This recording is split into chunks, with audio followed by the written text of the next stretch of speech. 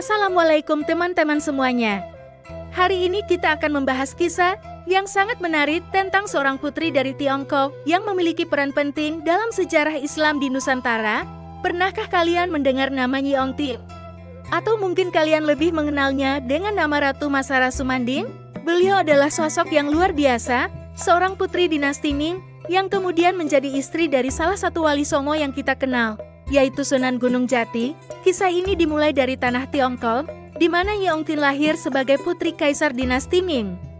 Bayangkan kehidupan seorang putri kerajaan yang penuh dengan kemewahan dan keagungan istana. Namun takdir membawanya ke tanah Cirebon, sebuah perjalanan yang akan mengubah tidak hanya hidupnya, tetapi juga sejarah Islam di Pulau Jawa. Pernikahan Nyi Ongtin dengan Sunan Gunung Jati bukanlah sekadar kisah cinta biasa.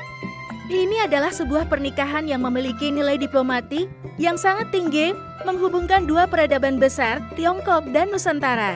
Menariknya, ketika Nyi Ongtin tiba di Cirebon, beliau beserta rombongannya memutuskan untuk memeluk agama Islam. Teman-teman bisa membayangkan betapa berartinya keputusan ini.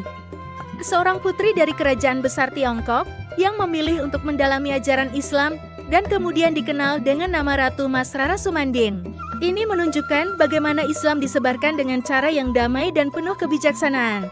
Bersama Sunan Gunung Jati, Nyi Ongtin tidak hanya menjadi seorang istri, tetapi juga mitra dalam penyebaran agama Islam di wilayah Cirebon.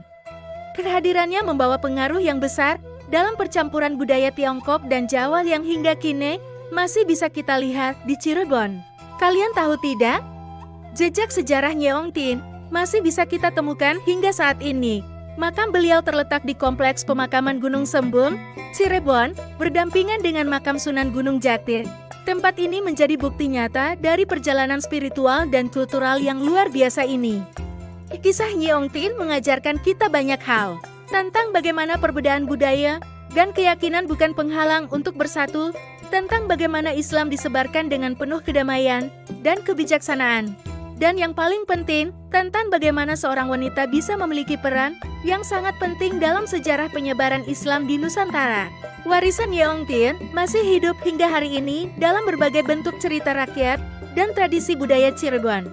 Perpaduan budaya Tiongkok dan Jawa yang harmonis di Cirebon adalah bukti nyata dari legasi yang ditinggalkan oleh Nyi Ongtin dan Sunan Gunung Jati. Nah, teman-teman, itulah kisah menarik tentang Nyi Ongtin yang ingin saya bagikan hari ini.